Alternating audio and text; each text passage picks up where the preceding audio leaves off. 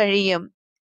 എന്റെ വിശുദ്ധരായ വൈദികരിൽ എല്ലായ്പ്പോഴും കുറച്ചുപേർ ദൈവസ്നേഹത്തിനും തങ്ങളുടെ അയൽക്കാരോടുള്ള സ്നേഹത്തിനും വേണ്ടി മരിക്കാൻ തയ്യാറുള്ളവരായിരിക്കും.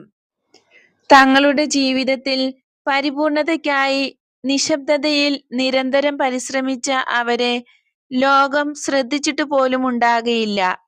ഒച്ചപ്പാടില്ലാതെ ജീവിക്കുന്ന അവർ നിമിത്തമാണ് ലോകം മുഴുവൻ ജഡിക പാപങ്ങളിലേക്കും വിഗ്രഹാരാധനയിലേക്കും വീണ് താഴാതിരിക്കുന്നത്. അവരുടെ പുഞ്ചിരി നിന്റേതുപോലെയായിരിക്കും, പരിശുദ്ധിയും വിനയവും ഉള്ളവ. കാരണം എല്ലാ കാലത്തും ഏതാനും ആണ്ട്രുമാരുണ്ടായിരിക്കും. ദൈവത്തിന്റെ കൃപയാൽ ലോകത്തിന്റെ ഭാഗ്യത്തിനു വേണ്ടി അവരുണ്ടായിരിക്കും. ഇതുപോലുള്ള വാക്കുകൾക്ക് ഞാൻ അർഹനാണെന്ന് ഞാൻ ഒരിക്കലും വിചാരിച്ചിട്ടില്ല. ഇത്